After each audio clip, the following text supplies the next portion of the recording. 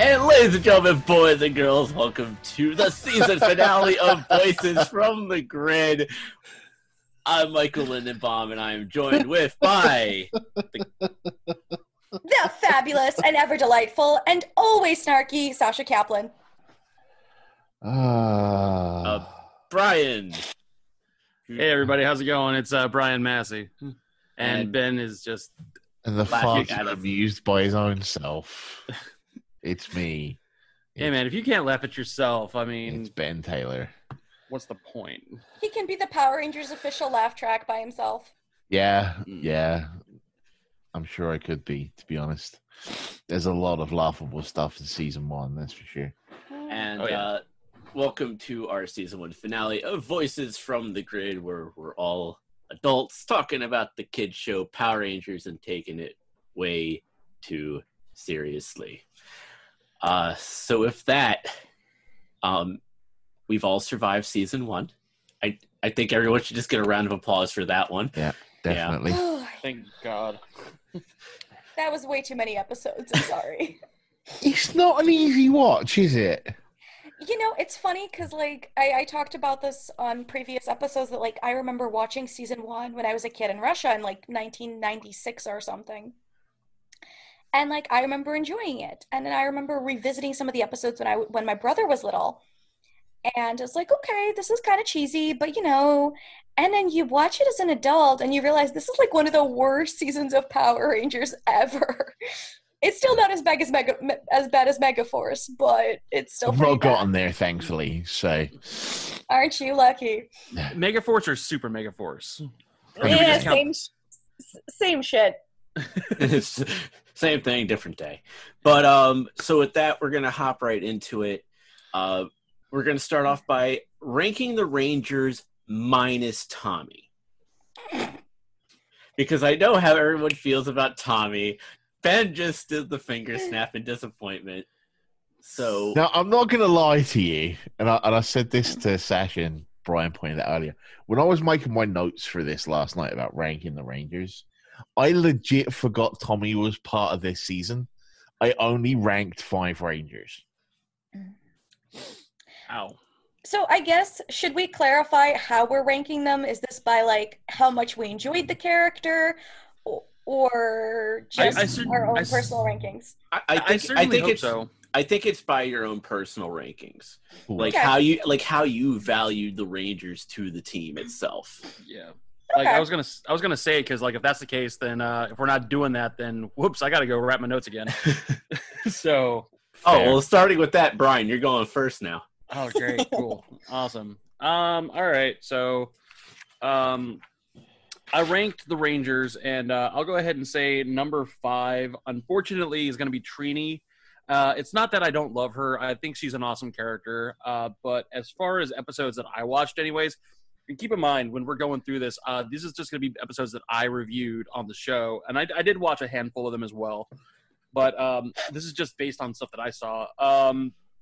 Trini, while I love her, and I think that she was an awesome Ranger, while she did do a few things, I don't feel like she was the most impactful Ranger this season at all. Which you could argue that, you know, she was. Sure. That's just how I feel about that. Number 4 for me is going to be Kimberly. You know, she's still kind of in her like Valley Girl phase at this point. She's kind of like, I don't know. She's not as important here as she's going to be later on. I feel like because I've seen season 2 and 3. She's number 4 for me at this point. Number 3 is Jason. I think he had a bunch of really good episodes. He's probably the most steadfast Ranger. He didn't really go through too many extremes, and I know that in season 2 he's going to have like a lot more like to do in that season. Number 2 for me was Zach. Dude was trying so hard with Angela, and like I was so happy that at like, you know, episode 60 he finally got that kiss and all that. And I thought, you know, also he was probably one of the most enjoyable Rangers this season. I really liked him. But then my number 1 is Billy. I honestly think Billy's the most important Ranger of all time. I think Billy, I would argue that him, Zordon, and Alpha are like the reason why the Rangers are as successful as they are. Because without him, like they just kind of, I don't know, they're not as successful. What do y'all think? Also, let's be fair. Dude invented a flying car. Yeah. Fact. I think we can. I mean, I can't speak for you, Ben, but did you? I also have had Billy as number one. No. No, I guess I'll go next then. So Sasha, go first because you have Billy at number one.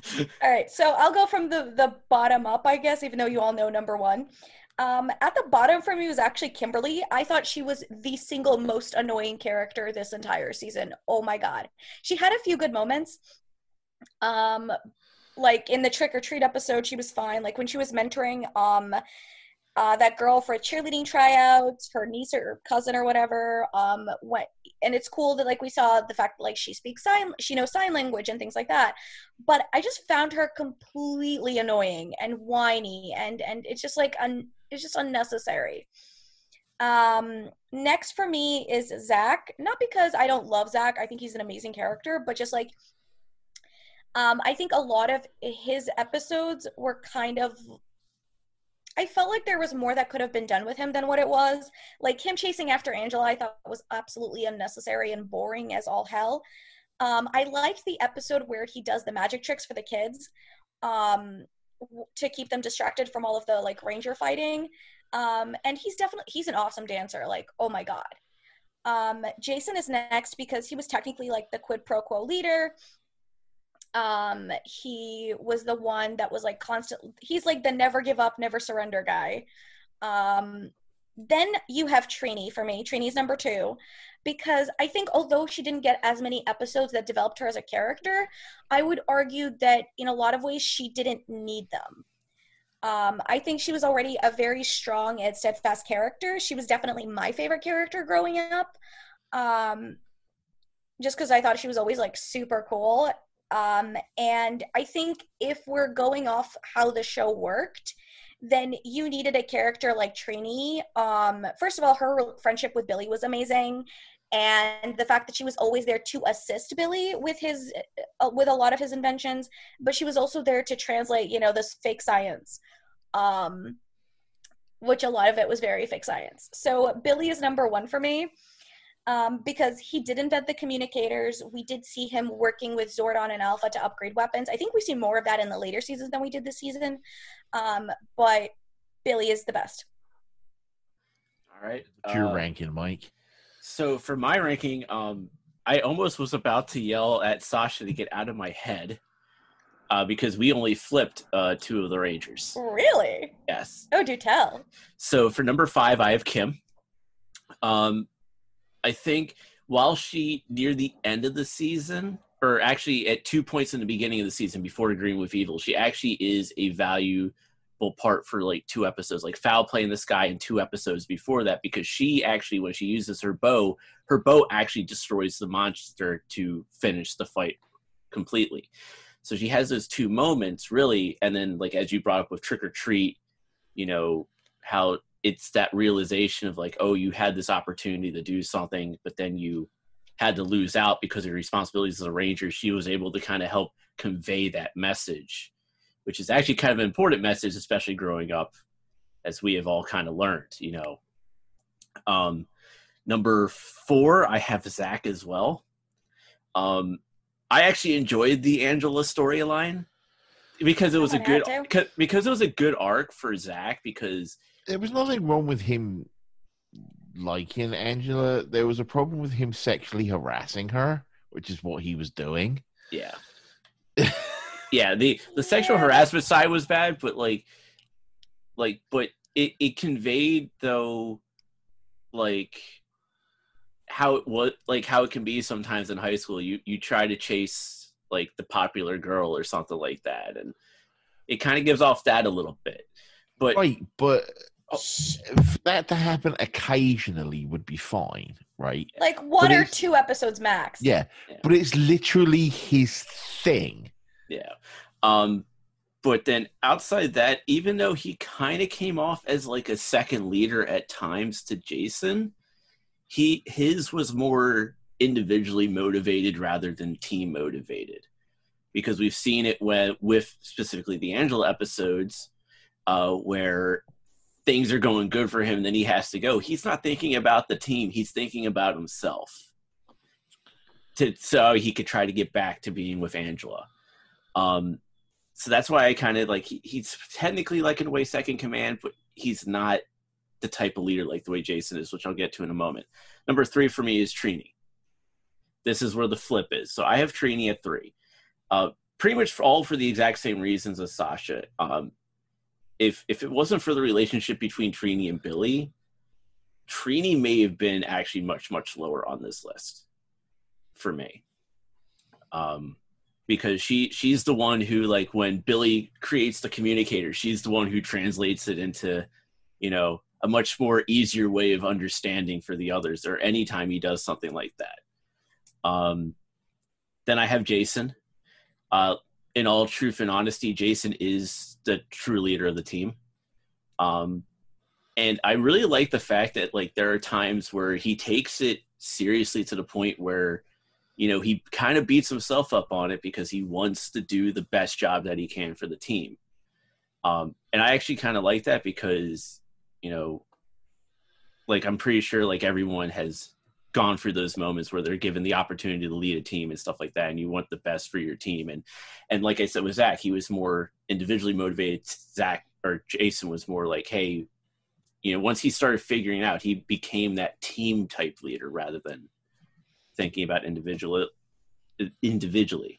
And then number 1, I got Billy. I think we've all said it. If it ain't for Billy, this team falls apart. I mean, he creates the communicators, he creates the rad bug, he's able to fix the command center, he's able to fix Alpha when Alpha gets, you know, hacked. He's able to do things that just any other Ranger just couldn't do. And it shows in the future seasons that we're going to be reviewing because, you know, he's just invaluable. You can't replace Billy. I completely agree. So Ben. All right, Ben.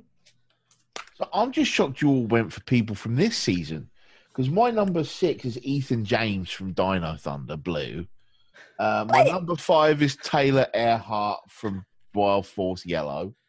My number 3 is my number 4 is Adam Park, which is Mighty Morphin Power Rangers 2 Black. My number 3 is Bridge Carson, SPD Green. My number 2 is Jen Scott, Time Force Pink. And my number 1 is Carter Grayson, Lightspeed Rescue Red. Well, if we're going to do that, then why don't I just go ahead and say my number 1's Barai from Zeo Ranger? That's a joke. I just wanted to do a take on different colors from other seasons. That was good.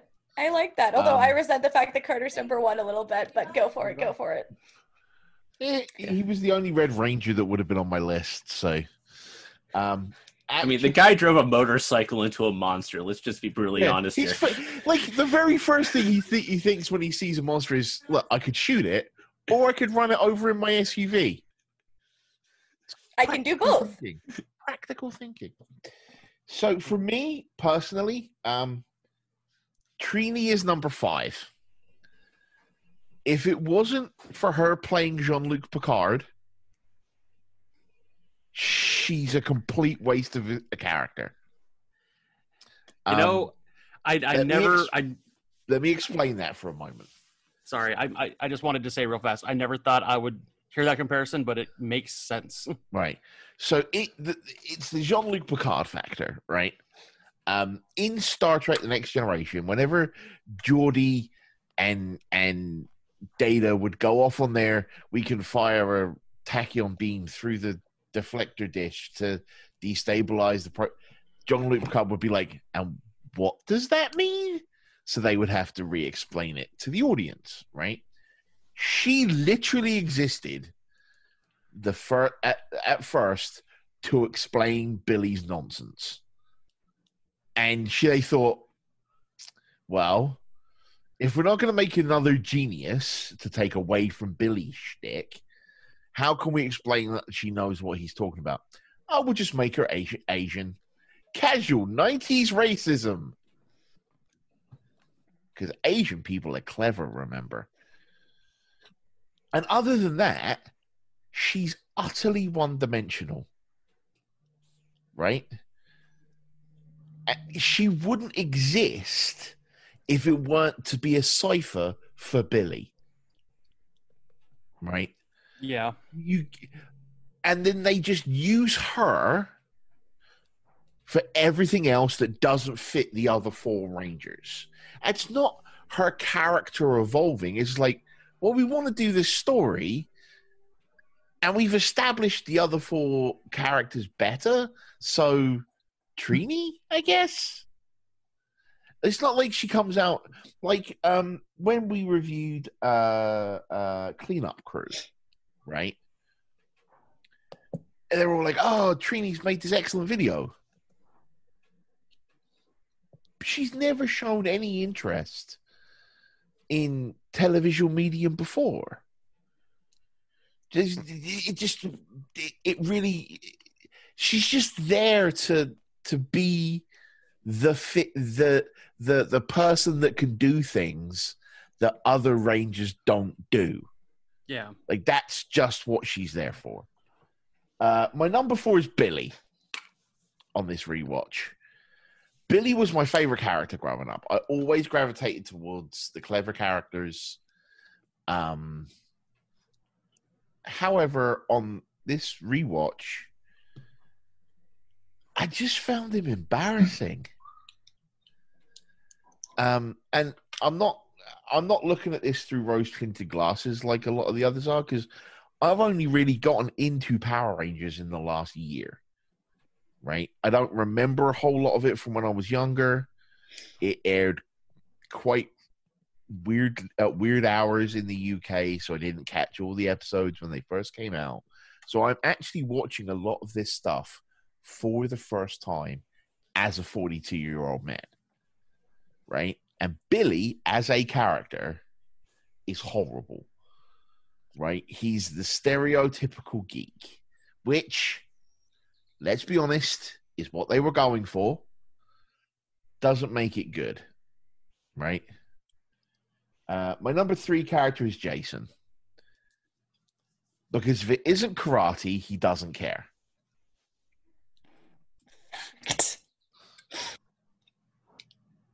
He's so single-minded. And sometimes that's a good thing, but it just, there's nothing. It's literally not till he comes back in Zeo that we see him do anything other than karate. And when he does come back, he reforms a biker woman. It's like, really? Like this, again, going to the time capsule episode. I can't remember what it's called. But there's a episode where they put stuff in the time capsule. He's like, I'm going to put in a karate trophy because it shows what you can do when you train your body and mind. I'm like, no, it doesn't. It's got no context at all. It's just like, check it out as a trophy. Yeah. Jason is, but at least he's the reason why Jason ranks higher than Billy and higher than Trini. He's not a cipher like Trini was. He's not a bad stereotype like Billy was. He's the prototypical jock that's not a jock. And it's a little bit of an inversion, and I quite like that. Number 2 for me is Zach, just because, well, it was kind of a process of elimination at this point, and he's got a better, more defined personality than the other 3, but I still found him really weird at times. Like, it's very interesting to me that he's supposed to be the Team Lothario and gives everyone dating advice, and then gets shut down at every turn by every woman he ever speaks to, ever. Ever. Ever, ever, ever, ever, ever. Like, that man is never getting a date. Ever. And then you see like an episode like Peace, Love, and Woe where he's trying to give advice to Billy, and all Billy has to do is just walk through a door and accidentally bump into a girl. And then Really, Billy has more game than Jason. Zach, yeah. no. Billy has the most game on the team of all the people in Power Rangers. He has the most love interests. Because Yeah. all of his love interests only last one episode, and then they disappear again. I mean, It's why I thought. That's why I would have thought it would have been really interesting if they wanted to. When they introduced Kat in season 2, I was like, or season 3, season 3 season 3. I was like, they should at least, rather than force a relationship with her and Tommy, who have no chemistry together, Right. get her with Billy, because you've been trying to hook him up for 3 seasons. At that point, yeah. But Billy, anyway. And by a sheer process of elimination, my number 1 Ranger is Kim. Oh, that's so sad. Just by a sheer process of elimination. She's the one with the most defined character. She's the one with the most developed character. And she's the one that just isn't as bad as the other ones. And I think that's my problem in general, is all of them are bad. It's which ones are least bad than the others. I think a lot of this is something that I've noticed a lot of these like nostalgia shows in the 90s tend to suffer from. It's that like you were saying, Ben, it's like the stereotyping of like the smart Asian character, the stereotypical nerd, the semi-stereotypical jock. Yeah. right. And a lot of, which is, I guess, maybe why our rankings are different, because part of me was also thinking of like the 90s context. Yeah. At least a little bit. So I didn't mind a lot of the things that like I think bugged you. At least in the same way. That's why it's cool to have our different viewpoints, right? Oh, Like, absolutely. Yeah. Yep. If I could butt in for a second. Sure, go ahead. So like you're watching this for the first time like this. I was literally there from like day one as a 6-year-old watching this show. So I can't disconnect my, rose-colored glasses. At least, well, here's the thing. I can see your point absolutely. And as a matter of fact, just having this conversation, like hearing you say it like that, I'm going like, oh my God, he's actually right about this. But even like, so far as me writing my notes prior to this meeting, I was like, well, what do I remember of these characters and and that's you've the thing, absolutely is got a point. I'm not saying you guys are wrong in your opinions. No, by right? all means. And that's the cool thing, is because we've all bringing, and it's the Sex and the City Ninja Turtles theory. When right? did that crossover happen? Holy crap. Okay, so Let's not even go there. there's this theory that like the characters in Sex and the City, the characters in the Ninja Turtles, and the characters in like Ghostbusters, everyone's got their own favorites because they all embody a different thing. Yeah. Right. It's like the humors as well. It all fits that same sort of and Power Rangers fits directly into that. Right. You've got the sporty one, the smart one, the girly one, the Lothario, and Trini. I just like how you just go, and Trini. What's her thing? The Asian one, I guess. Lothario, Jock, Asian. Anyway, I'm belaboring the point now. Like, it's very interesting to see. All right, I've got to ask the question. If we were including him, where would Tommy be on everyone's lists? Okay, so Number 10, Tommy Oliver. Okay, so we rank them like 1 through 5. Okay, Yeah. So you have, my ranking still stays the same. It's just there's a very large gap at the bottom. Yeah. And as you get all the way down to the bottom, after you count all of the teachers and all of the side characters and Bulk and Skull, you get Tommy. And like, Wow. But if Bulk and Skull were on the list, they'd be number 1 and 2. true, Yeah, that's very true. But anyway, my issue with Tommy is that like, We're not talking about the issues with Tommy. We'll get Okay, to but, like, Tommy. The I just want to Ranger know is where at the he would bottom rank for on me. your tops. He's at the bottom for me. I don't think he Okay. had a very definitive personality without like, I'm Karate Man and I'm a foil for Jason and I'm Kimberly's boyfriend. As a, like, Dumped me he's by not mail. the worst character we will ever have in Power Rangers. And I think part of the hatred that like I have for him is kind of like what happens later. Mhm. Not so much what happens this season, but looking at the season as a whole, he's You the can see it character coming. that goes through the you can see it coming. And he's the character that goes through the most, which like certain things would have been cool if they had happened maybe like to a different character. Mhm. Obviously not Green with Evil, but like what was it? Maybe like instead of the green candle, it was a different ranger that was losing his powers. That would have been, I think, an interesting element. Like, I think it made, like, on the one hand, it was like Rita getting pissy because, you know, Tommy was a good guy now. But it would have been cooler if she'd actually gone after Jason. But I guess there was only one candle and it just happened to be the green color. Well, and both. Where does he rank on yours, Brian? Be honest. So okay, there's kid me ranking, and then there's me ranking it, like adult me. No. Go with the same way you would have written your notes for the list that you gave us. Okay, so basically, I ranked him.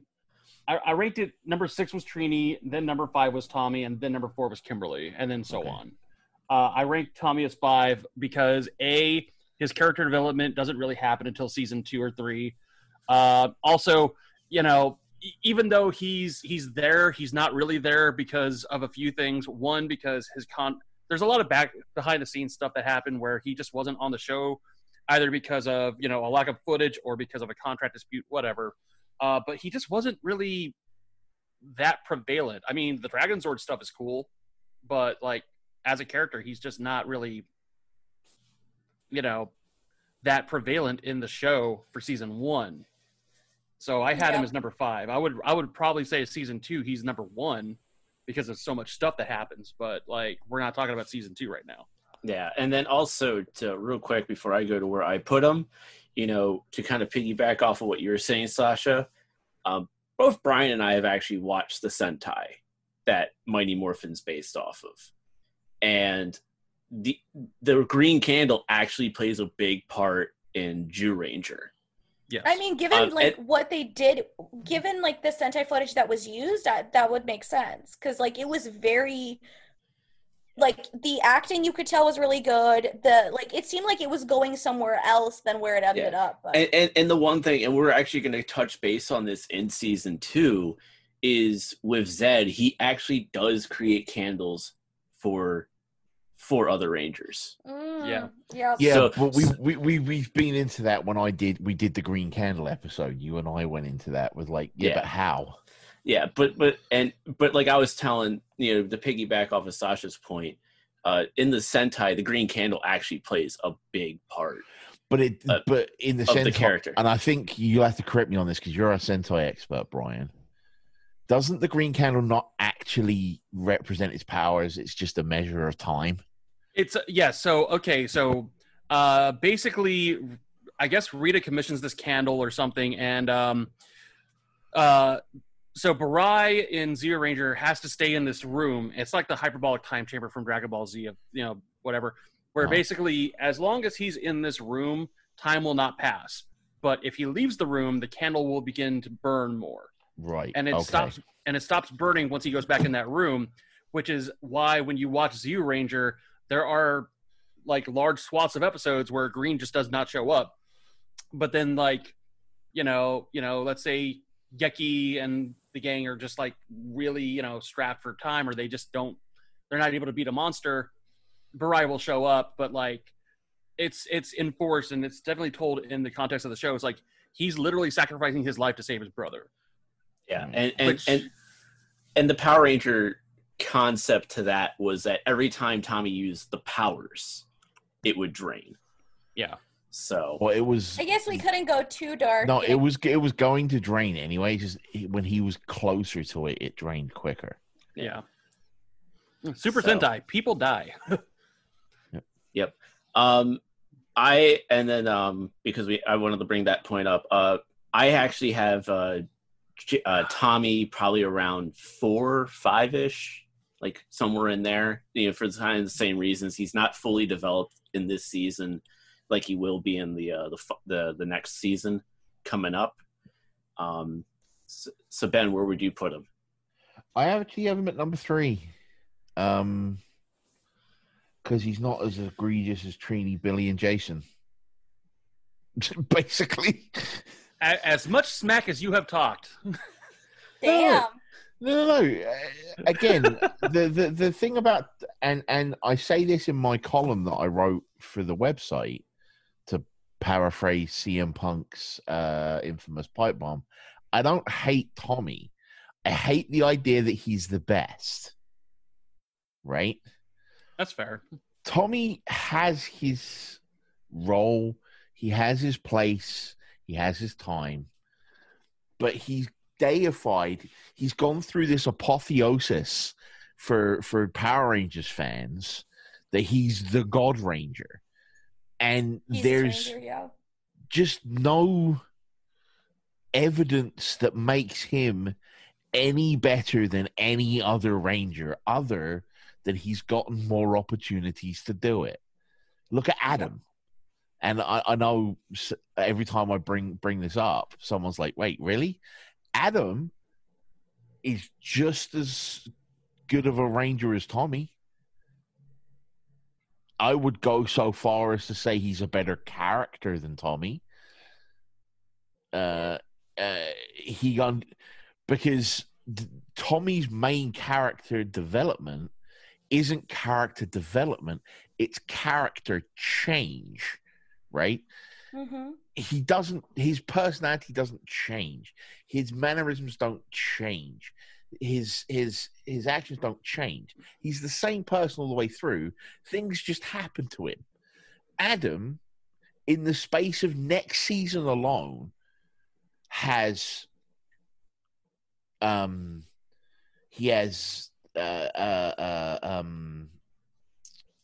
what's the word I'm looking for? Confidence issues. He overcomes those. He learns how to speak to women.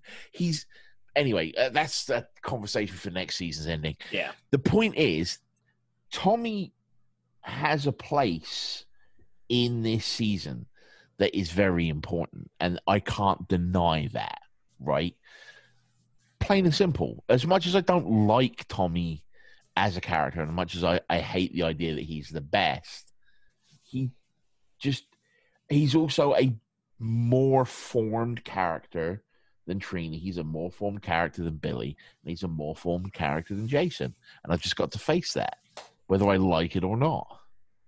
So I think he serves a purpose in the role that he's in. Yes. But as a character by himself without the suit, he doesn't really contribute that much. In the sense, like, other than, like, yes, he's part of the group. Yeah, he's Kimberly's boyfriend, but he's mostly, I feel, just there to kind of annoy Jason. And, like... Right, but when he goes after, like, Green Candle and during that break, his character does something, right?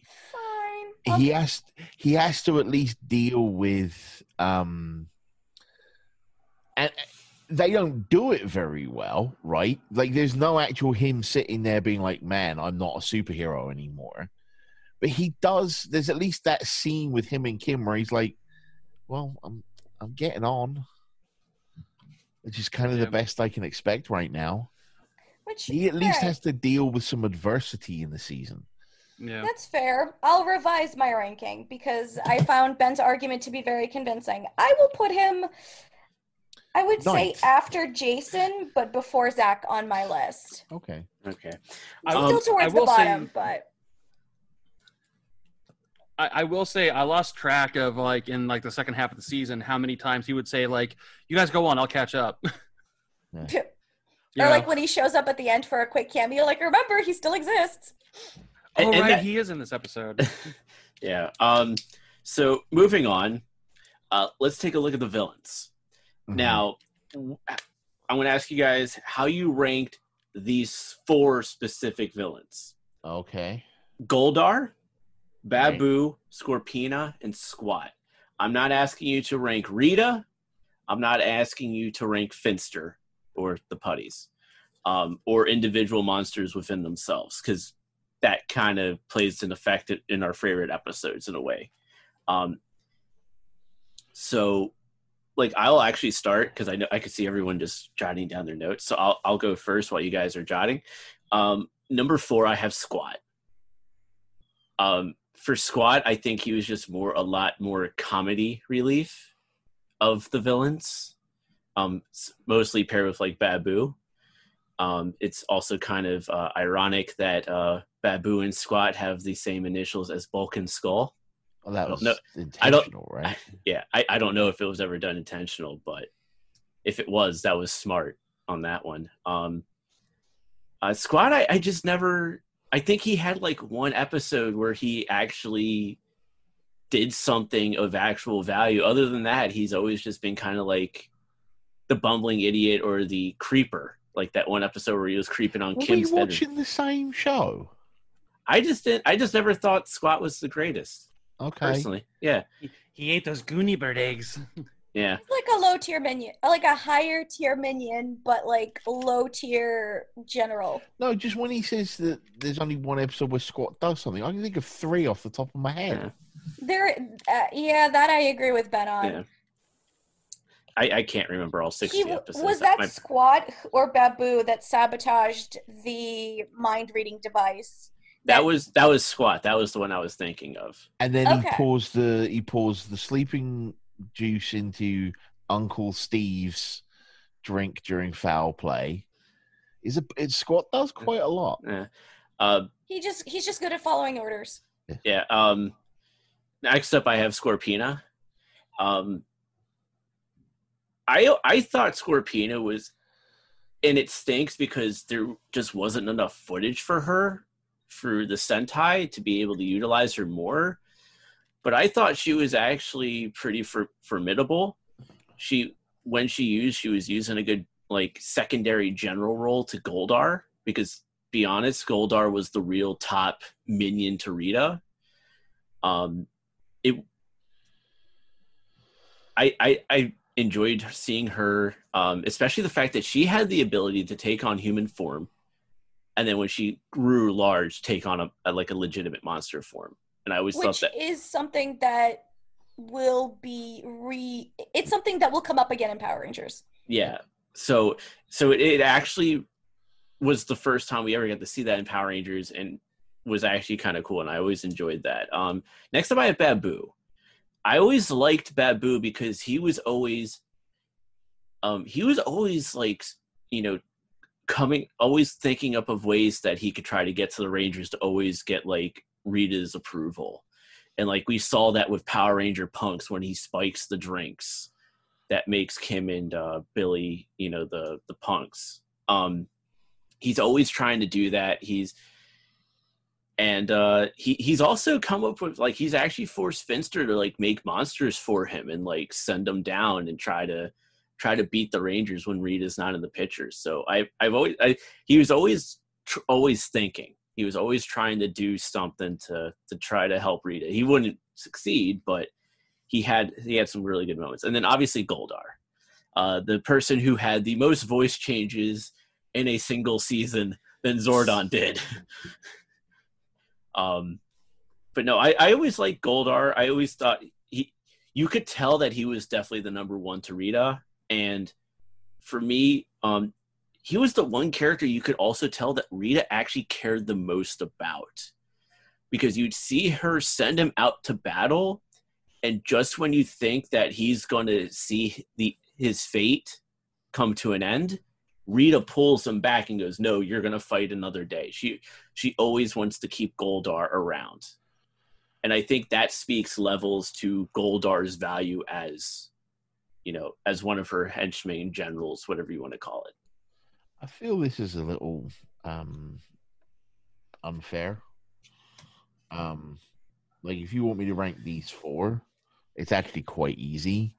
but that's because you can just go by the amount of screen time they had. Mm-hmm. Right? Like, number 4 is Scorpina. She's by far the most wasted, or for me at least, the single most wasted opportunity in season 1 of Power Rangers. They could have done some really cool stuff with Scorpina. Instead, you have an episode like, I think, certain episode. There's an episode that I reviewed, and I can't remember which one it is, where they make this big deal like, Scorpina will lead this assault on the Rangers. And then she literally does nothing. She doesn't appear in the rest of the episode. Yeah.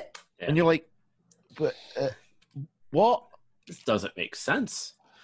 It's just, number 1 is Goldar, because he had the most screen time, right? Like, it's just they used him the most. He did the most things. Therefore, and then there's Squat and Babu in the middle. Arrange them as you will, because they're a double act. Yeah. I mean, the reason I kept Finster out was simply because Finster, he was just the monster maker. Like, how... Like, because, like, when I was thinking about this... Is that fair? No, hang on. Is that fair? Because the 3 of you all ranked Billy at number 1 because he was the brains behind the operation. And technically, Finster is the brains behind the operation of Rita's team. He's got a point. I agree with that. Not to mention that oftentimes Rita was the one that, like, we need a monster. And Finster was like, well, actually, my queen, I have this monster that is just ready and perfect. I have this monster book ready for you. Like, Finster, there were times where Rita would tell Finster what kind of a monster she wanted, but there was also times where Finster would tell her, like, hey, like, the armadillo. Yeah. Like, Socadillo. Whatever. It's just a giant it's just a freaking armadillo that had battery issues. Crunchy on the outside, smooth on the inside. Armadillos. Yuck. So, that was Finster's monster. Yep. It wasn't Rita's monster. I think that's also why the comics actually utilized more of Finster and gave him more development, because he's really actually kind of interesting. I think he is the most interesting of the generals. Like, Goldar is formidable, but does anybody care about Goldar's backstory? I don't. But Finster was interesting. In terms of the rankings, to be honest, I don't care about any of them, like, except Goldar. Like, Scorpina had the most potential, and like Ben said, she was the biggest waste of space. Like, you could have done so much with her. You could have had her go undercover and, like, infiltrate the Rangers. And because, she had that human form that she could have utilized. But they never did anything with her. She was just kind of there for sassy remarks occasionally. Now, I know Brian's going to bring up the Sentai. Go for it, Brian. So, okay, and here's where the term wasted potential just comes into play. All the things that you're talking about with Scorpina and having, like, wasted potential and all this stuff, they did this stuff in the Japanese version, because, like, she did go undercover. I know that there's an episode with May, the Pink Ranger in Zero Ranger, where I think she, like, befriends her or something, and she's, like, trying to get her to, like, change her mind on something or whatever, and then, like, there's this giant fight or whatever. But they also dive a lot into her and Goldar's relationship, and, like, as time goes on, spoilers, they have a right. Yeah, they get married. They have a kid together. They're actually married from the moment that you actually get introduced to them in the Sentai. Yeah, so it's like, because, like, a lot of stuff, like so. Remember in certain episodes of Power Rangers, for those you guys can't see this because we're recording on audio, but Sasha's reaction to that is visceral. But I am just disturbed slightly by this. But the thing is, though, is that if you ever notice in Power Rangers when you see Goldar and Scorpina bickering, that's from the Sentai of them bickering as husband and wife. Wait. Literally. Yeah. Wait a minute. Okay, hold on. My because, like, I didn't watch through the entire season. Full disclosure, but I remember, I don't know if it's in this season or in the second season, so you guys can correct me. Wasn't there, like, a little kid that appears at one point? Maybe In it's next season because it's like I remember something between Scorpina and Is that a where kid. Justin came from? Is that why he doesn't have a mom? Oh, No, definitely not. I don't remember. We'll find out once I start watching season 2. But okay.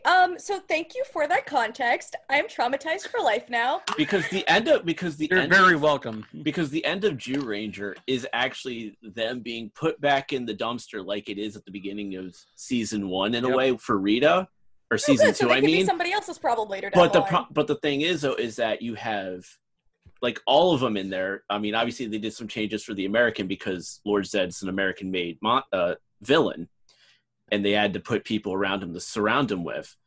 But in the Sentai, when they ended it, they put everyone back in the dumpster with Rita. Yep. And you see Rita, or you see Scorpina walking up with Goldar to Rita with a baby in her arms. So Suffice to say, I know they were constrained by Sentai footage, right? But they got certain other costumes. If they could have got Scorpina's costume and recast her, they could have done some really interesting things. Which they tried to do in season 2 because they had casted Sabrina Liu to actually be the body actor for Scorpina. Yeah. And they actually do a like an undercover thing with Scorpina. I mean, and actually with Adam of all characters. Season. So they could have done, like, it would have been really nice to see her do some stuff with like have her be one of Billy's love interests. Yeah. Right? Only to find out she's a giant scorpion lady. Would have been really Still better than the Aquator thing. Yeah. At least it would have sounded like David Yost. Oof. Fact. Just to go back to my original point that kicked all of this off, I think it's unfair to leave Finster out. Yeah. all right, that's fair. I'm not. What would your ranking be, Brian? Pretty much the same. I'm gonna say so. Number 5 for me is actually no. Hold on. Okay, so number 4 for me is Scorpina, just because, again, they don't have much for her. I would say number 3 is going to be Babu and Squat, again, because they're a double act, like we said before. And I'm really not going to say anything that hasn't already been said here, but yeah, they were a double act. Can't really have one without the other. Number 2 is going to be Goldar, and number 1 is going to be Finster, because now we have Finster in here, and yeah, I've thought that since day one. Finster, it's like, you know, who's going to make the putties? Who's going to make the monsters? You know, he's without Finster. He's the guy that's like, forget Rita. Finster is the source of all the Rangers' troubles, because it's like Rita can throw a stick down there, be all angry, and spy on them all they want to. But, like, without Finster making putty after putty after putty after putty after super putty after putty, you know, like, you know, you wouldn't have all these disturbances in the park and all that. And you know, you brought up a really good point real quick about the putties and the super putties. So, and we actually talk about this, it's particularly before Agreeing with Evil. You don't have the super putties until a much later time in the season. But yet we have super putties in the beginning part of the season. Because, again, episodes out of order, shenanigans, things not making any sense. And thank God that this is a problem that future seasons correct. Well, let's also be honest. This is the season where they didn't know that this was going to blow up the way it did. This is true. This is the experimental season. So I guess with that, is this the part where we start talking about Rita as a villain? Sure. Oh, my Lord. How did everyone like Rita? I liked her as a character because she was kind of fun in, like, a crazy way, but as a villain, she's terrible. Like, You could say that about most villains in Power Rangers. Fine. Then when we get there, I will repeat myself. Okay. But we're just from season 1. Like even as a kid, I was always confused by her because like, why couldn't she like stage a massive invasion of the Earth with a bunch of putties? Like most people wouldn't be. Well, never mind. Maybe not the putties, but like there were so many things she could have done, and except like there were moments where she had good ideas.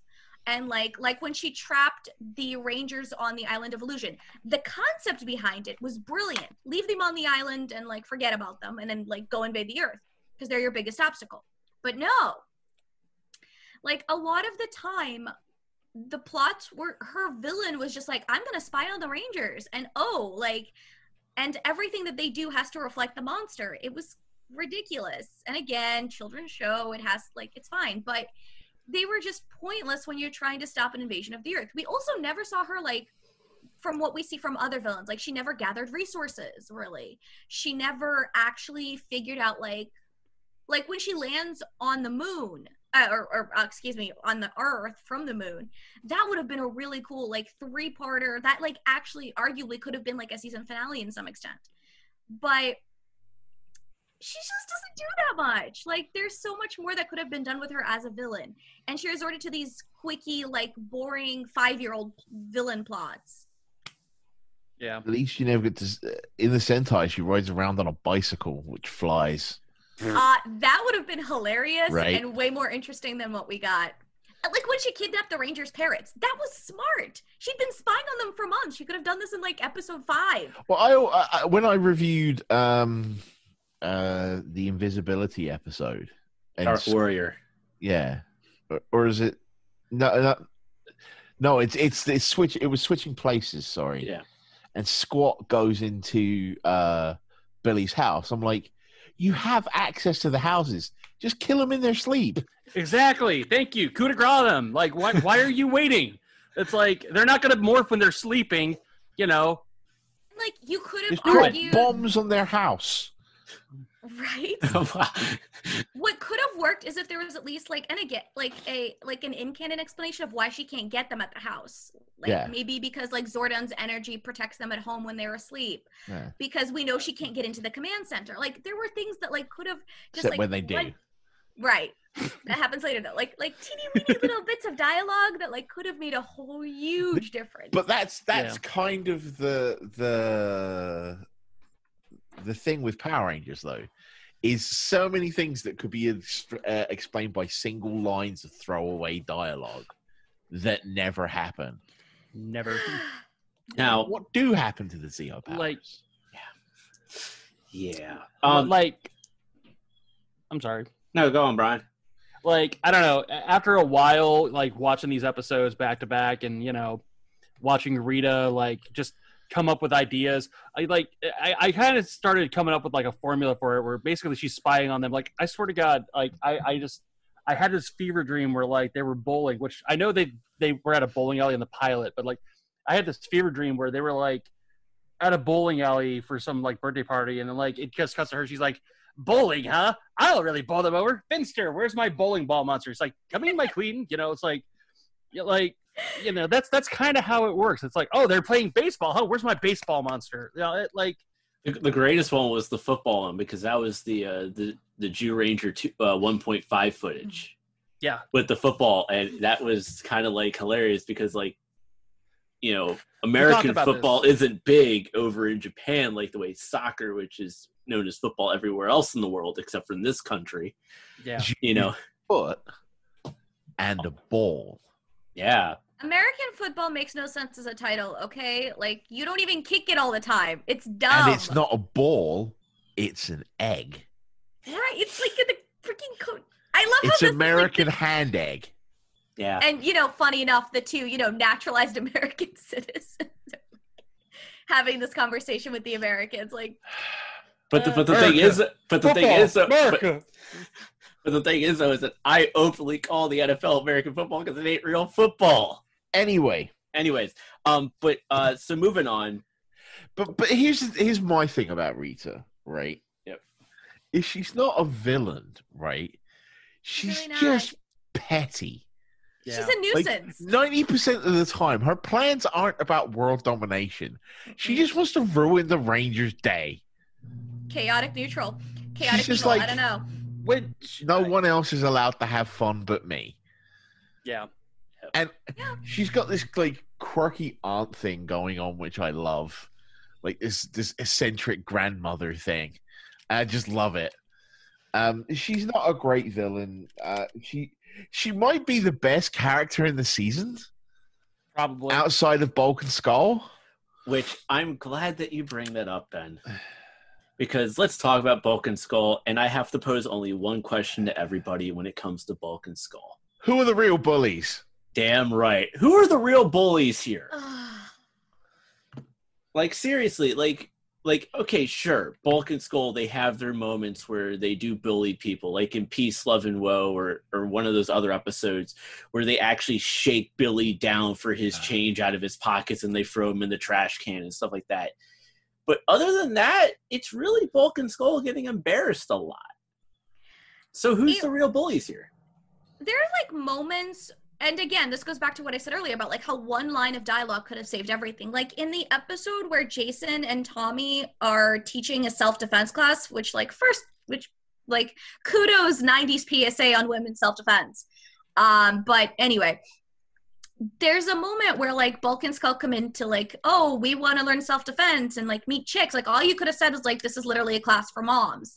But the Rangers don't do that. They just like let him embarrass themselves. And they do this a lot to the point where it's unnecessary. And like, I think this is something that when you and I were talking about Turbo, I said that we see Bulk and Skull actually end up befriending the new team of Rangers, where they do see them as bumblers and not bullies or jerks. And like the greatest character development in Power Rangers history is Bulk and Skull. Yeah, sure. Yeah.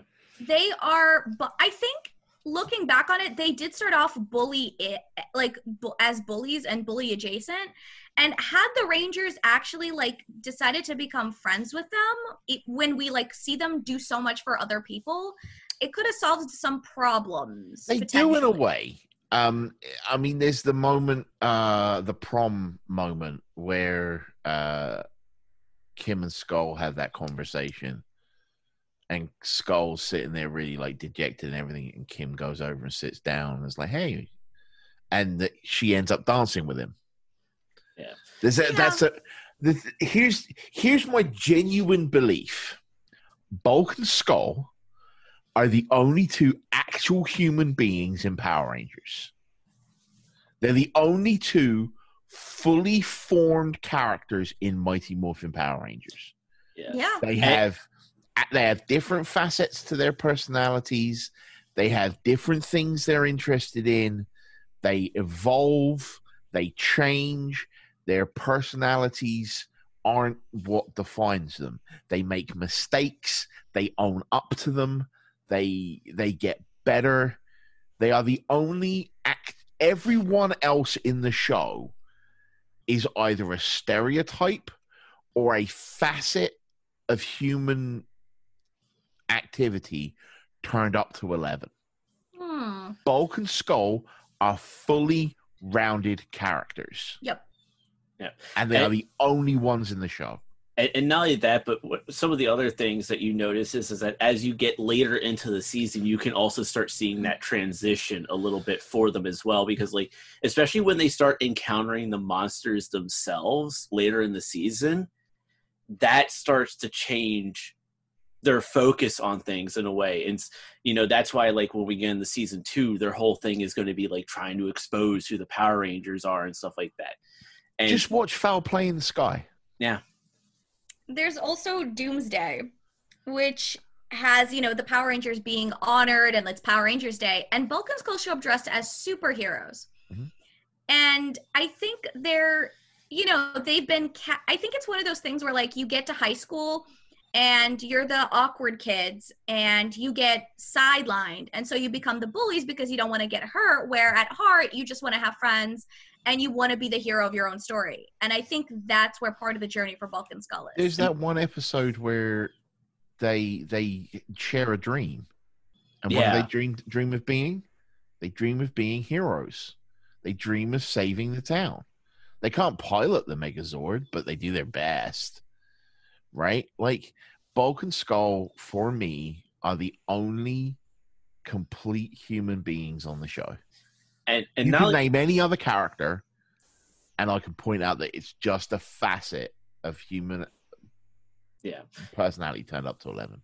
Yeah, and one of the other things, and we obviously didn't talk a lot about it in the episodes, is that one of the things that the comics has done has also kind of helped, like we talked about with Finster, how the comics helped really develop the Finster character and made you actually also more sympathetic. Can we not talk about the comics? Yeah.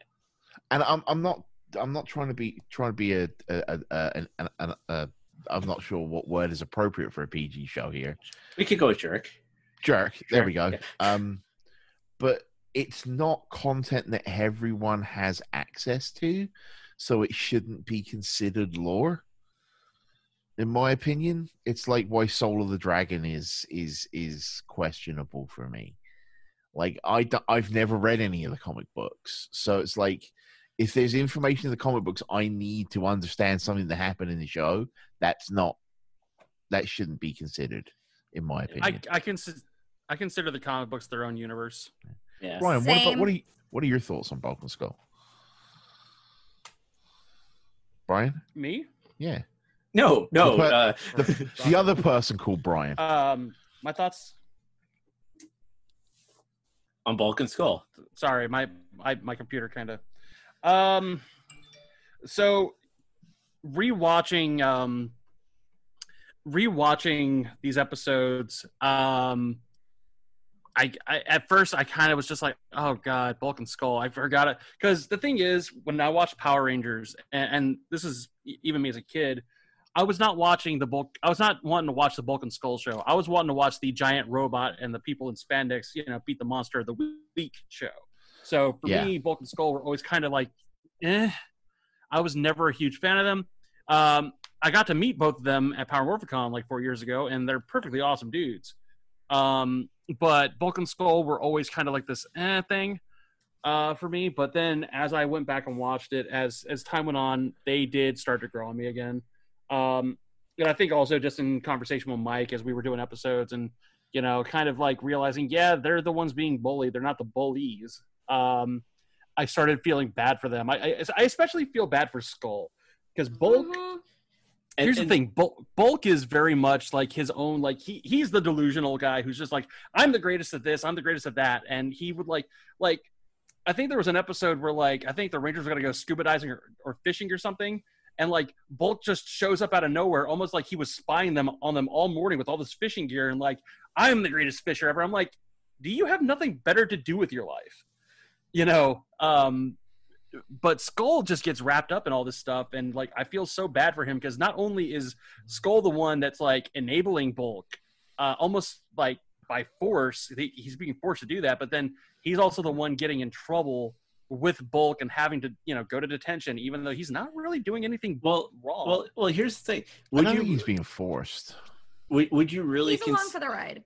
Would you really? I see it kind of the flip way about who the enabler is.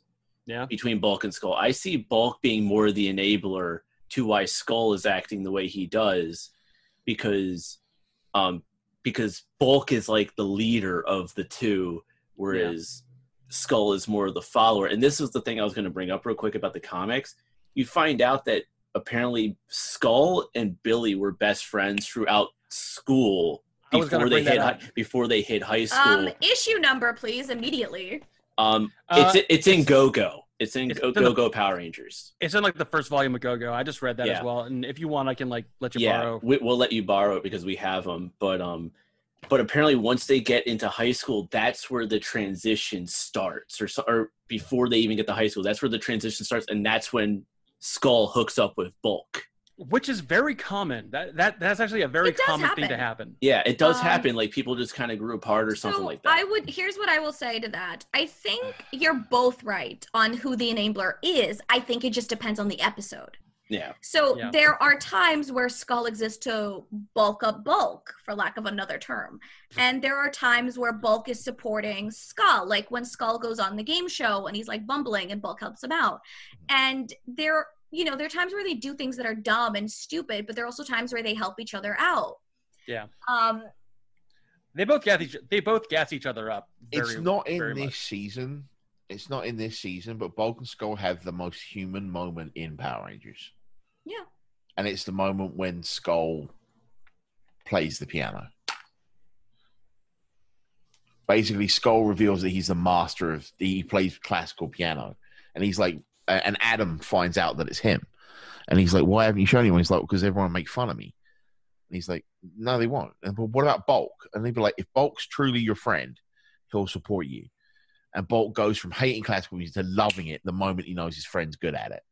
Like, the moment. They are, and I don't Peak like friendship. I don't like their slapstick shtick. I find it really boring very quickly. Yeah.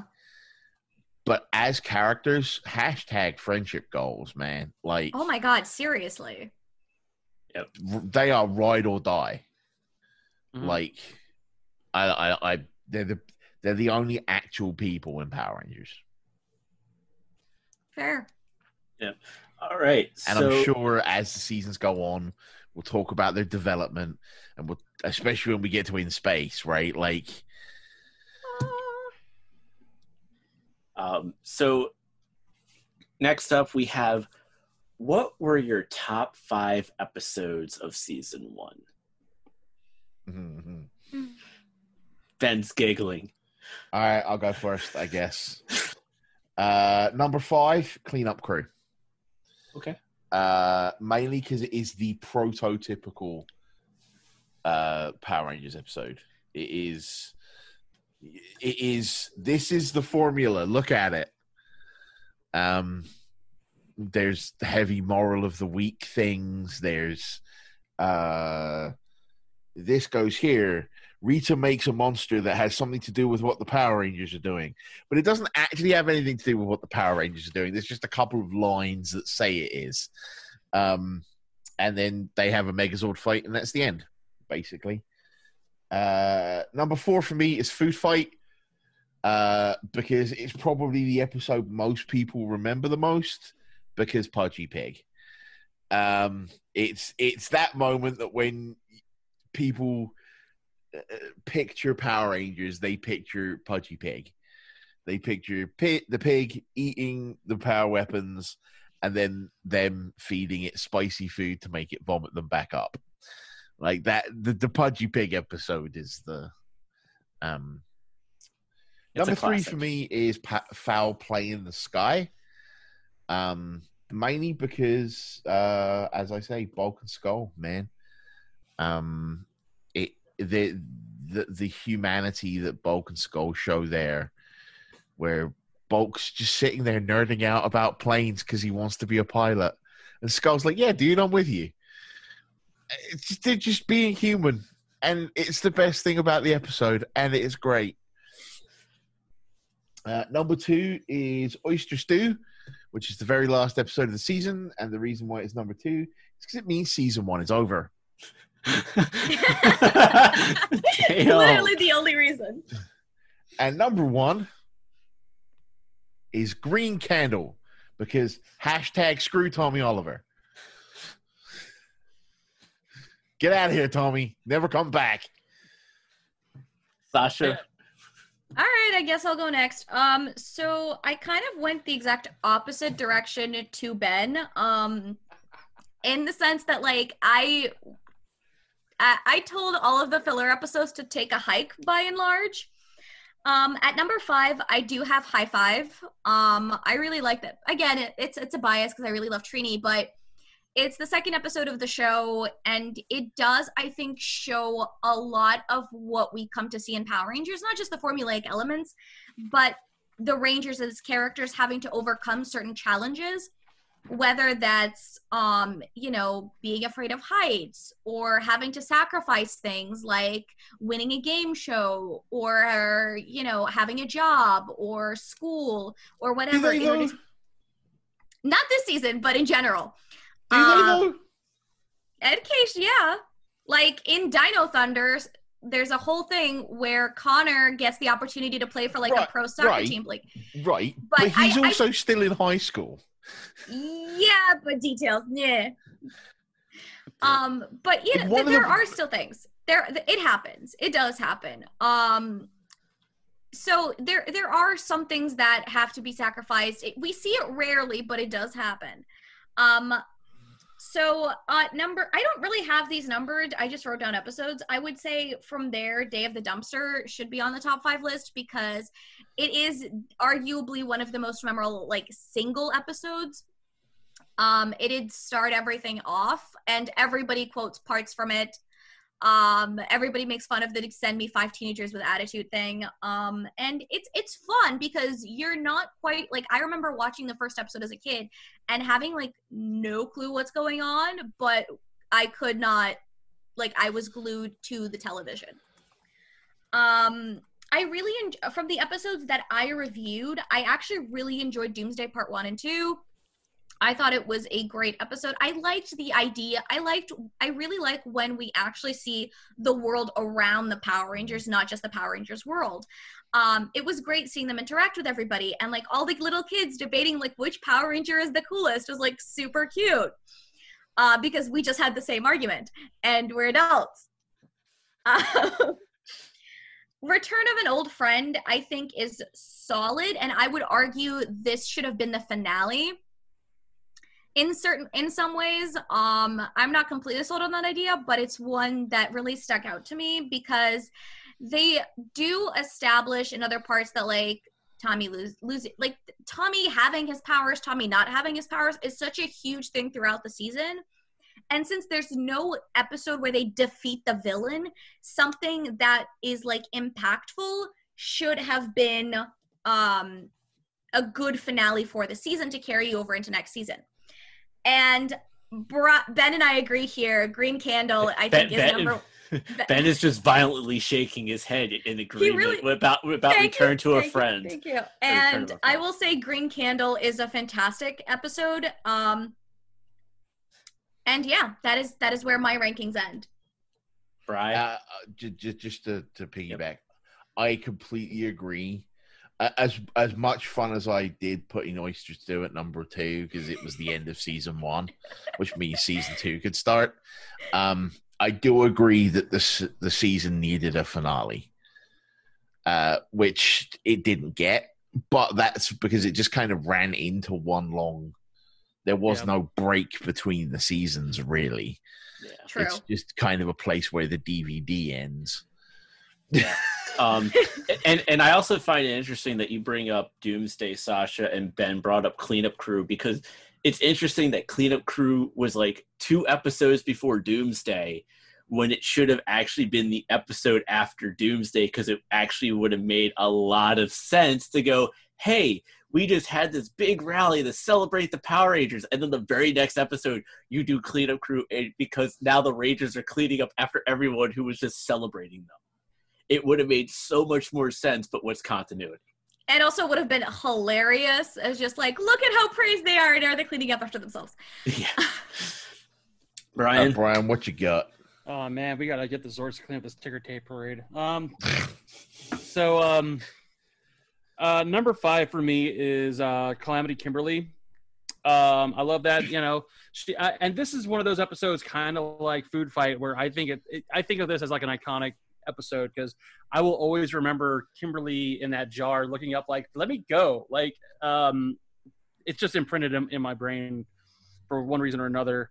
You know, her getting captured by the Samurai Fan Man, and there's like an awesome, you know, Dragon Zord fight in there as well.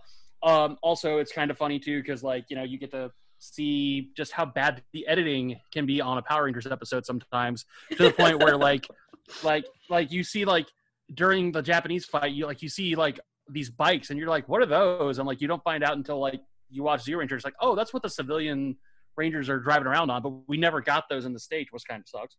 But I thought that episode was pretty cool. Although, didn't we get that for Brian? Didn't we get that though as actual merchandise though over here in the United States? No, we didn't. We got the shark. We got the shark cycles. Okay, we got the shark cycles. That's later. What it was. I thought we had gotten one of those at least. Which I think were Kaku Ranger. Yeah. Yeah. So number 4 for me is going to be Day of the Dumpster. Part nostalgia, sure, but also, you know, having watched this and then watching Zeo Ranger episode 1 and 2, which is the birth / the revival, you get to comparing the two. This episode, like, it shows how you can introduce a concept in 30 minutes and still, like, get a kid's attention. Obviously, Sentai had been running for like 15 years prior, so like in those episodes, you don't see any Zords, you don't see the weapons, you don't see any of that. And as a matter of fact, Red doesn't morph until like the last 5 minutes of the episode, which is fine. But here it's like, hey, you know, we're going to drop you off in the command center. Here's all these things, you know, here's a Zord, go fight, you know, have fun.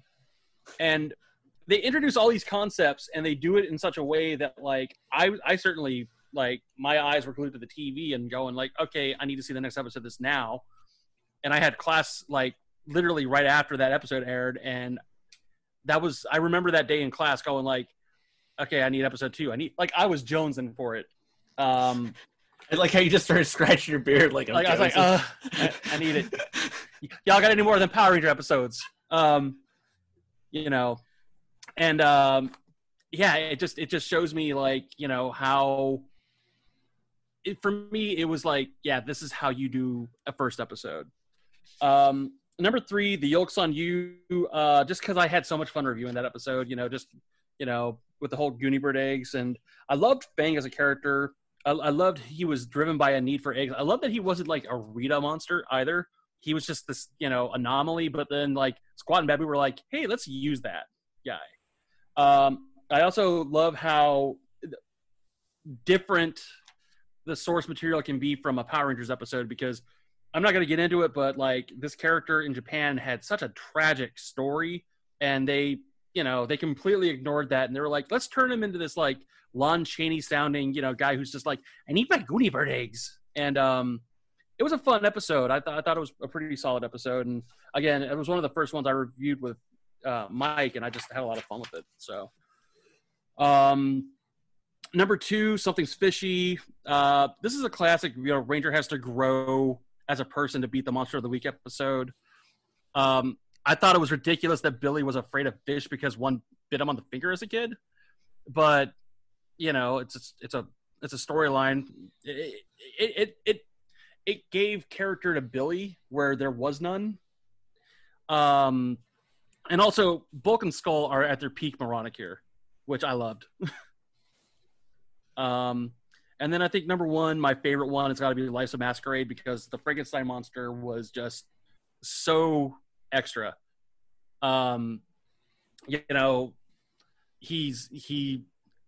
and the whole reason the episode works is because it's a Halloween episode. If he had just been walking around, you know, let's say in June, the episode wouldn't have worked. But because it's Halloween and there's a party going on, you know, everybody sees this guy who's running around trying to like cause harm and going, that's an awesome costume. And also, I think at one point, like one of the random supporting characters in that episode or extras just went up to him and said, let's dance, you know? Yeah. With the Frankenstein monster. And like he's going like, "Arr, arr," and he's like trying to hit her, but she's like ducking and going like, yeah, you got some moves. And like Bulk and Skull do like an Elvis thing too in this episode, which I loved. And I was like, oh, okay, cool. I could see that I could see that the guys playing Bulk and Skull at that point were talented, which was why I was like, okay, I love this. But probably my favorite thing in any like Megazord fight was this Frankenstein pulling out his bolts and like swinging them around like nunchucks or something, and like throwing them and like just being like, you know, it was awesome. I thought it was one of the more creative fights personally. So that was my number 1 for this. Yeah. I'm sure I could have had some other episodes in there, sure, but that was just kind of based on what I thought was awesome. So for me, my number 5 is Peace, Love, and Woe. I actually, despite the flaw on how Madame Woe works for Rita, I kind of forgive that a little bit, because I actually like the fact that it actually forces the Rangers as a team to actually have to combine their powers so that way one can utilize it to get out of the dimension and fight the monster, fight Madame Woe. It's also one of Billy's many love interest episodes this season as well. But I think this is the more impactful one for him a little bit. I felt that this one had more merit than some of the other ones that he had.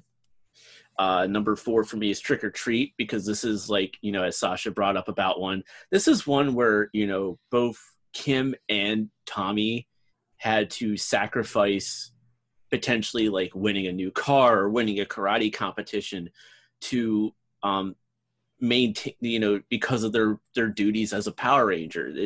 It's that, you know, the deciding what's more important, saving the world or, you know, or like a game show or something. And it's a kind of a good lesson, because you have to kind of, because it tells you like what you need to prioritize. And that's something as we as adults, you know, we have to do that a lot. We have to prioritize what's more important than the other at times.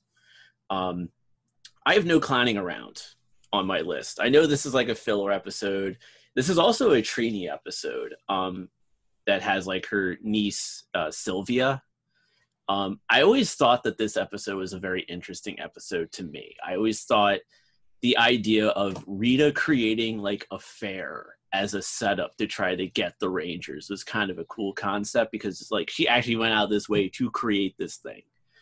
And the fact that he had the monster disguised as a clown, and he's trying to lure the Rangers away to try to turn him into cardboard. Like I just like the entire overall concept of this episode, because it was like a different way of doing it from your standard, you know, theme. And from your standard, what was it? You know, oh, this is what the Rangers are doing, and then oh, Rita spies on him and goes, oh, I want this monster. Then you go for the motions. It's a different concept.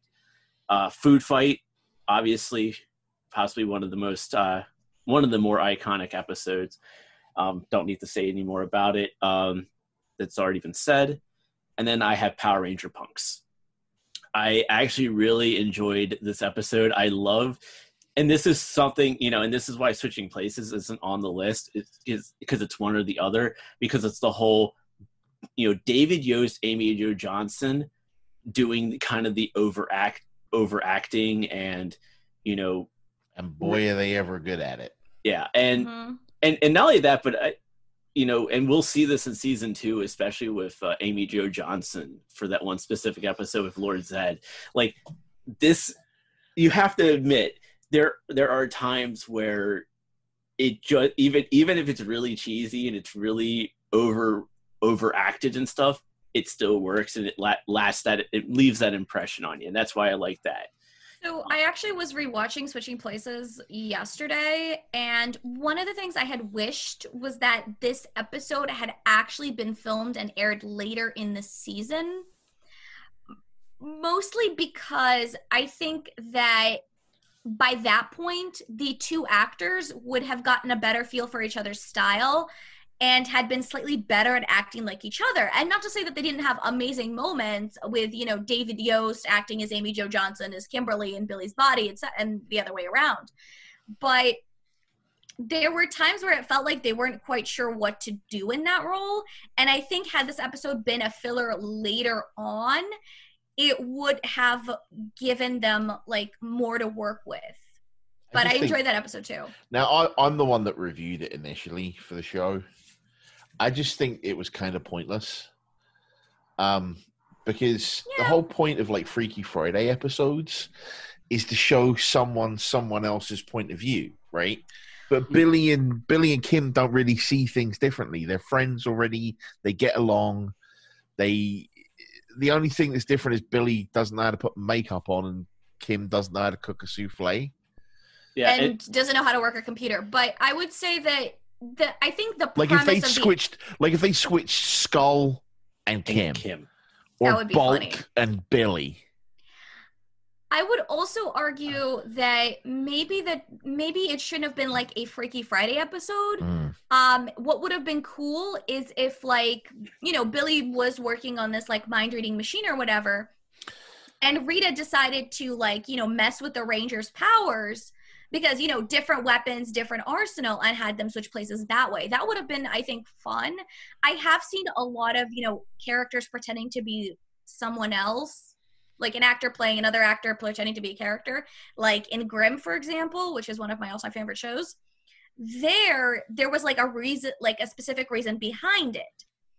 And it was like by the time it happened, you know, both actors knew each other's characters really well and knew each other's mannerisms.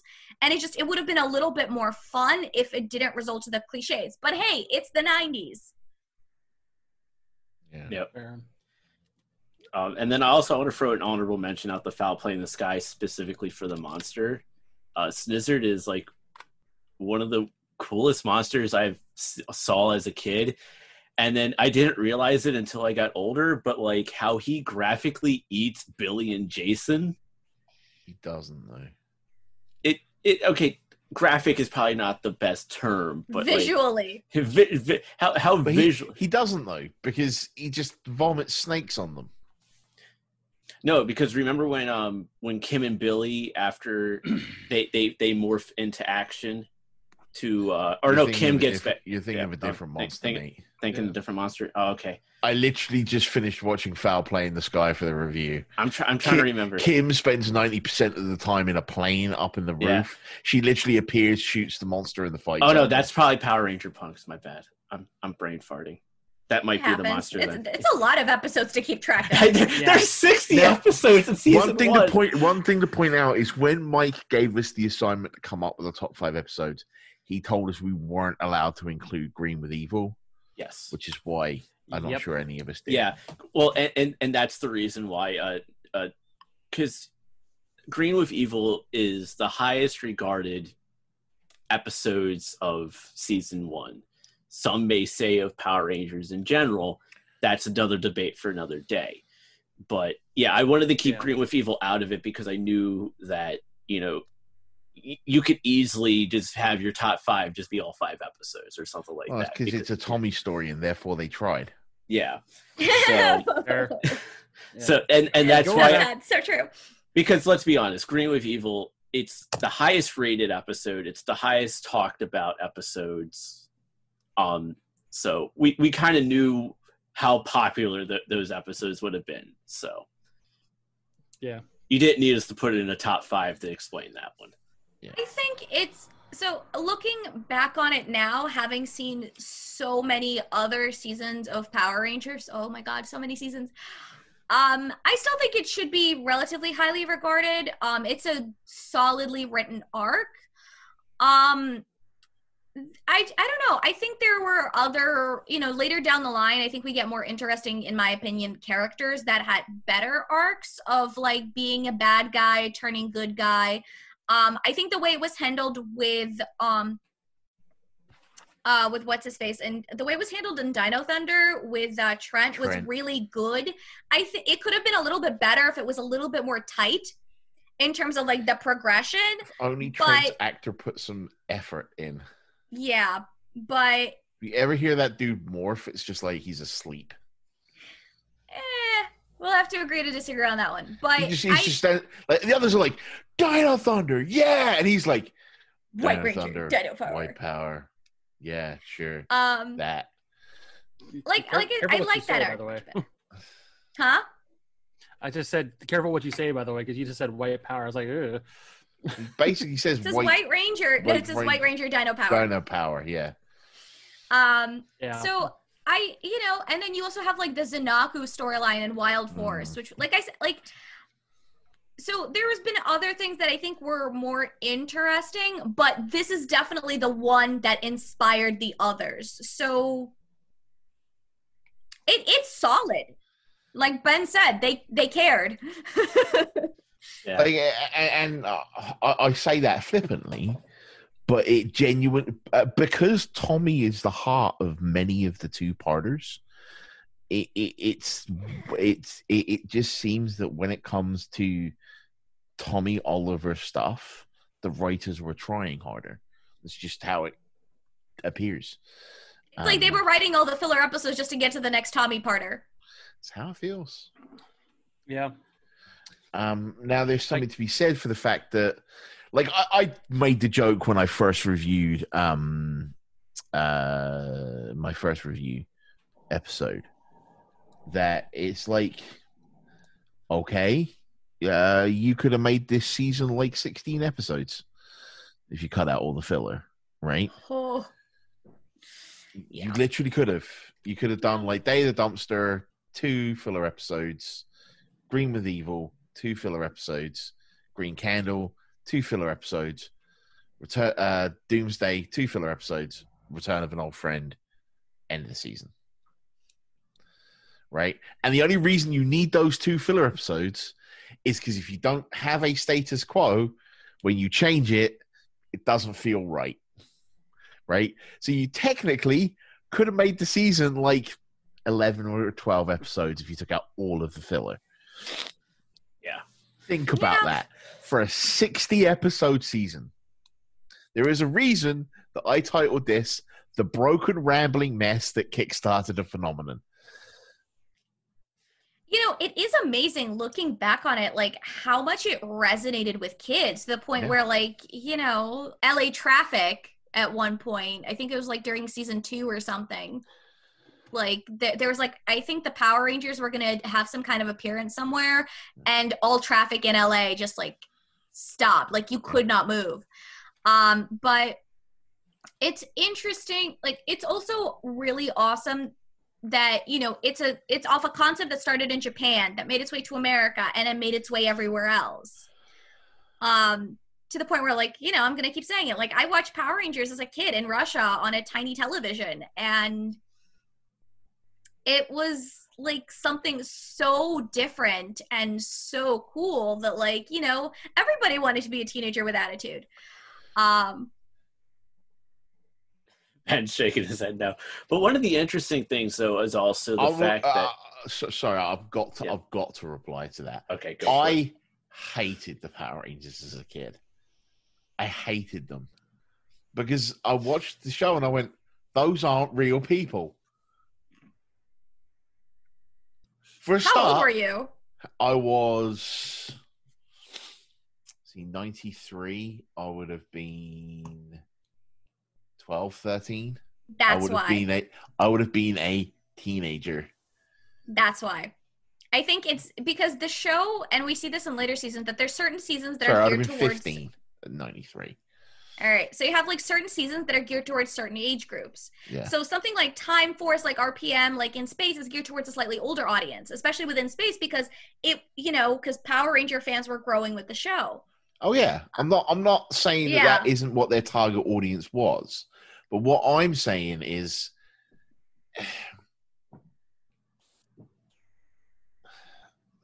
how do I explain it? No, I mean, I get what you're saying. When you watch it as a teenager versus when you watch it as a kid, it gives you a different impression, and there's nothing because wrong with especially that. like these are teenagers, and I'm sitting there going, that doesn't represent me at all. Like I remember having a very even as a kid who had no concept of what American high school was like, even then I was like, wow, these kids do a lot. Yeah. I can tell you right now, when I was in high school, I did not belong to nearly this many clubs and or sports teams. Like, seriously. Well, I mean, let me keep talking. I want to find a specific note I once wrote. Okay. In front of me. I mean, like in high school, the only thing that I did in high school was like, you know, I played on the ice hockey team, but I only did that for one full school year and a half of my senior year.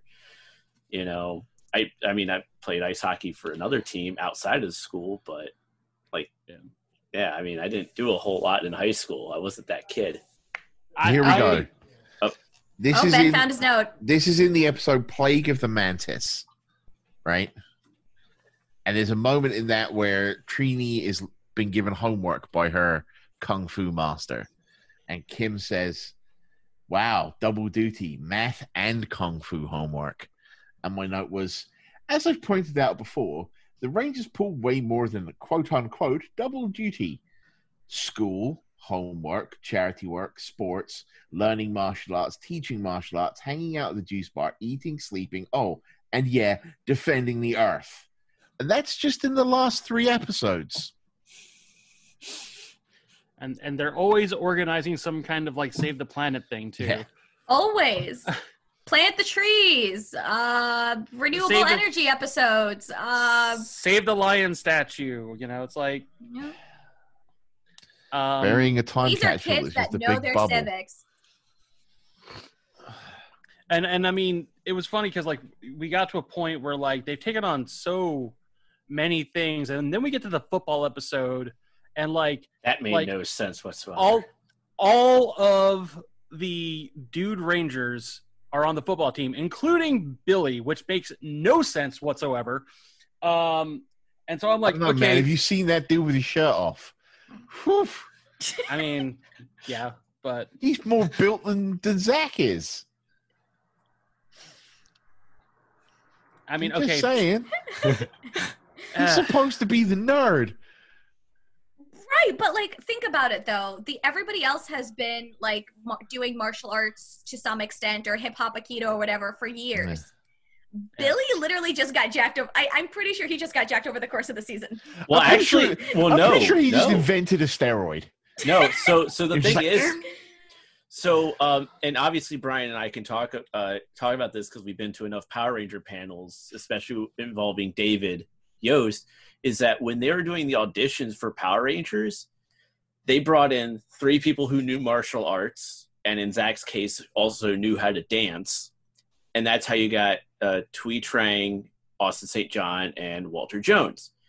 For the other 2 Rangers, what they did was they actually went out and got gymnasts, Yeah, which I is what David Yost and Amy Yeah. Jo Johnson were. I mean, you can tell that because Kim's got Yeah. one fighting pose.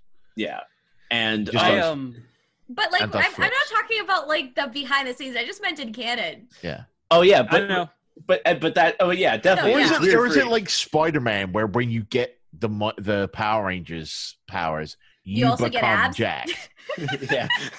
I'm fine. B Power Ranger becomes Swole. Yeah, Like Well, that's what happened in this first Sam Raimi Spider-Man film. He got Yeah. superpowers. that's what I and then he mean. got That's what I'm abs. saying. Yeah. yeah. So, I don't have to wear the glasses Oni. anymore because of spider powers. Yay! That must be nice. But, as 3 of us are wearing glasses. yeah, A mine are right here. Yeah. So, but no, I definitely think that and we can all agree on this, is that the biggest thing is that when they did this show, they and Sasha brought it up with the whole appearance in LA thing, stopping traffic. You just didn't know at the time, what impact this show was going to have. They may have had it where it was only going to be like a 30 episode run, and then it got so huge at the It's very 40, beginning. right? it was 40. Or and then they 40 commissioned, episodes. Yeah, and then they Yeah, then extended they it, yeah. commissioned the other 20. Yeah. So it's like they originally had that 40 episode run, and then they're like, oh, we got to add 20 more episodes because this show is so huge. And then like, as we're going to find out when we start talking about season 2, they did the season 2 premiere like a month after season 1 ended, and then another like month or 2 later, that's when they went into full season 2 mode. Mm-hmm. So it's a 3. They literally did a 3-parter over the summer to kind of like appease fans, and then they went into season 2. Yeah. And it's funny because it's funny that you bring up the whole like LA thing, because like I think they were gonna do like a live show at like Universal or something like that. Yeah, that's what it was. And it was literally just the actors going to be there, like dressed up in the suits or whatever. And Tommy had that, like not even like the good shield. He had the Cloth one. flimsy shield. But I think that was because I remember seeing that on the news as a kid when I was living in Denver, and I knew at that point, because like I think the only thing by the time, like the only kind of frame of reference I had for any kind of franchise being nearly as big as that was like Ninja Turtles. Mhm. Like Ninja Turtles Yeah. was the thing back in like the early 90s, and then all of a sudden Power Rangers came around. It was like nobody was talking about Ninja Turtles at school anymore. It was like Yeah. Yeah, because like, and I here's hate the who. because like here's the thing, like for you and I, Brian, like we're both the day oneers. Yes. We're the both that were there August 23rd, 1993. Mm-hmm. And like I was watching the TMNT animated series just like you were beforehand, and I was also watching like Heathcliff and Garfield and Friends. So Fun fact. Yeah. It wasn't called TMNT in England. yes, I know it was Teenage Mutant Alien Turtles. No. Hero Turtles. Hero yeah. Turtles. And they had to forcibly edit any images of Michelangelo's nunchucks out of the show Which Yeah. was stupid. because they Why? were too violent.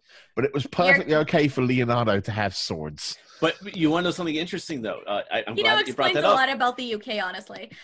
But I'm glad that you brought it up because the interesting thing is that because I actually collected the trading cards when the show was going on, over here in the States, we actually got it with the UK title. Yeah. And the Awesome Con when they had Kevin Eastman in the full voice cast for Turtles, I actually showed the card that Kevin Eastman into the 4 voice actors like Rob Paulson and them. And they're like, we didn't know this until now. And Wow. because it's an actual thing. And Kevin Eastman looked at it. He took a picture of the card and was like, I did not know Damn. this. And he took a picture of the card with the UK title on it. So, fun fact, in Russia, it also didn't have the full title. They just called them Ninja Turtles. Yeah. That makes sense. Meanwhile, back on the Power Rangers podcast, Right. Yes. So, in terms of Power Rangers and the hype, I think it was like we one won't of be the talking about the first- turtles till in space, okay? Yeah. Ooh, That's yeah. an exploitation, though. It so- sucks.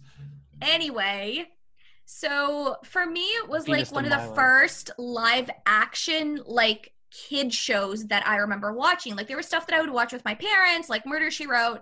What But show? um, Angela Lansbury, anyway. get it.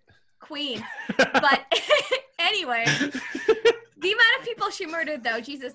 Anyway, it was, Power Rangers was the first like live action kids show because I grew up on Ninja Turtles. I grew up on X-Men. I grew up on Spider-Man. Basically anything that was imported from America to Russia at that time, I was watching. But I remember like I didn't have one of those like, oh, this is a show that's too violent for you. I remember my parents rolling their eyes anytime I told them I needed the TV to watch Power Rangers. But it's an amazing how much of an impact this show has. I mean, I would say like while it's not quite as known as like Star Trek or Doctor Who, in a lot of ways it's like that's what it is for like my generation. Yeah, I used to fake sick to try to get out of school early so I could just watch Power Rangers.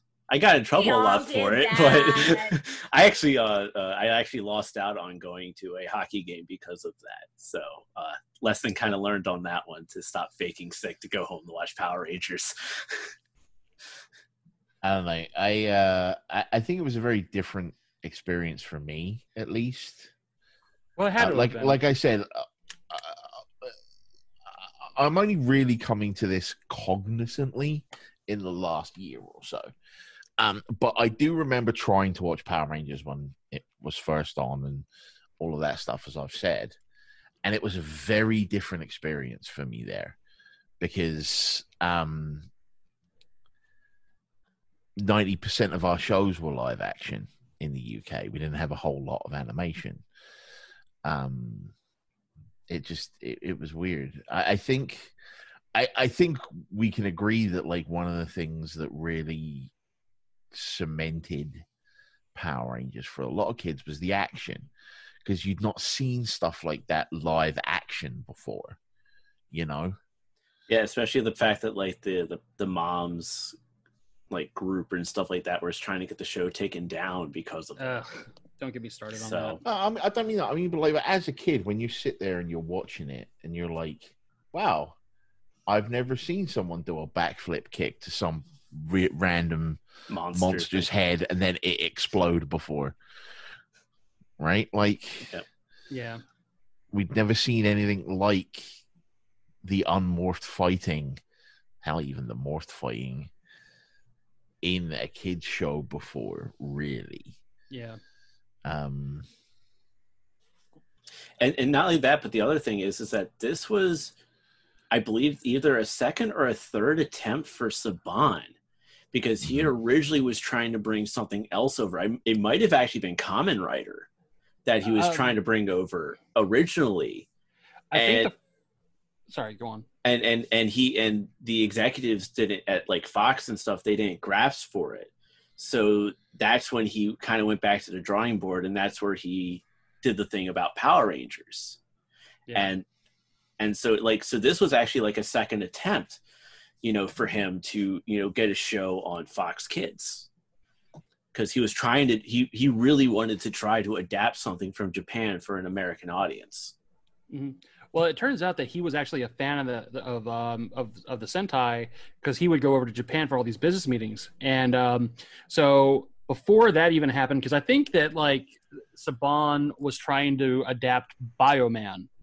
That's what it was, yeah. It was Bioman, and then I think he was also going to try and adapt Jetman, which was the season right before Zeo Ranger. But also, fun fact, Stan Lee from Marvel Comics, not only is the reason why Super Sentai is kind of still a thing right now, because he did the whole Spider-Man show over in Japan and, brought the idea of like a giant robot over there. And then like they went to Battle Fever J from there, and that kind of revived the series after, Jakia died.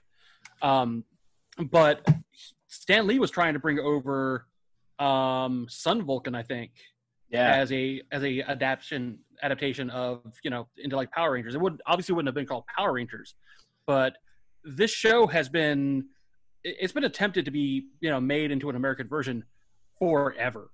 Even in like the first 10 years of Sentai's existence, they were trying to be like, hey, let's put this over in America where like kids love comic book heroes, like let's see what we can do. And it just never really became a thing until Power Rangers happened. So because I read the thing about Stan Lee too, because he was trying to bring stuff over, and actually that was kind of part of the deal of him bringing Spider-Man over to Japan, was to try to bring the Sentai over to America. And so and I know right now there's a big attempt to like make Kamen Rider popular over here. I think they're doing like a Heisei Generations thing, but that's a completely different thing. But so with that, it's time to do the wrap for our season 1 finale of Voices from the Grid. So with that, let's start off with Sasha. Sasha, where can the people find you on the social medias? geekgirl101.tumblr.com. Yes, it's on Tumblr. Yes, you can ask me ridiculous questions. I always answer. And of course, Geeky Captain on Instagram. Brian, who is actually underneath me, but I actually might be somebody else on somebody else's screen. Hello. Yes, hi. You can find me on Twitter at OneDrunkGeek. You can also find me over on the parent company that I podcast with when I'm not with y'all, at www.castwavestudios.com. Be sure to check out Boldly Going Nowhere. We actually have a new episode up. And we actually talk about the possible rumor that Hasbro is splitting with Toei, which we're not going to talk about here, but we do have that in the new episode of BGN. And you can bear in mind that this episode isn't going to come out until like November, Brian. Fair enough. So you might have an answer as to what's going on by the time that you hear this. So either I'm going to listen to this and like smile, or I'm going to frown. But yeah. But yeah, that's where you can find me on the web. And Ben, where can the people find you on the social media? All right, Mike, you ready? Oh God. All right, you can find me on Twitter at Bob T Goldfish. Okay, you can find me at Voices from the Grid sister show at txhdhockey.com/awesomania, where Mike and I talk all about the happenings in wrestling every 2 weeks. And you can also find my columns for my various watch throughs of the seasons over at txhdhockey.com/VFTG. And I'm going season by season and just kind of documenting my thoughts on each season. Sasha was gracious enough to guest star on the Turbo review. I'm sure that I'm going to try and get Brian involved in something when I do something. And I'm going to probably get Mike involved in something because I'm getting to the point where I don't want to write them all on my own. Because it's getting depressing. Yeah.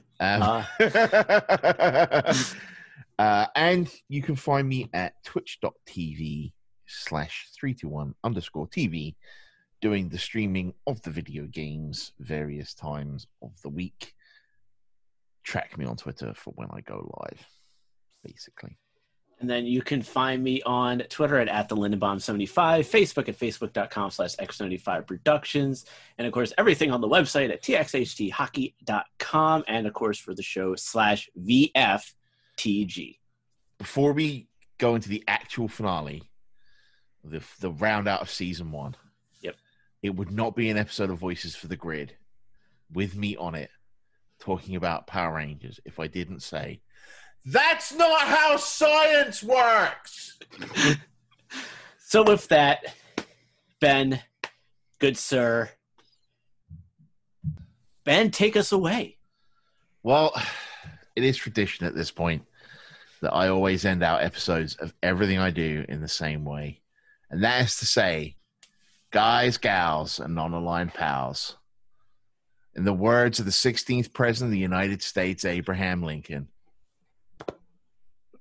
be excellent to each other and party on non-gender-specific honorifics. And until you see us next time on another awesome episode, be sure to grab your morphers and may the power protect you.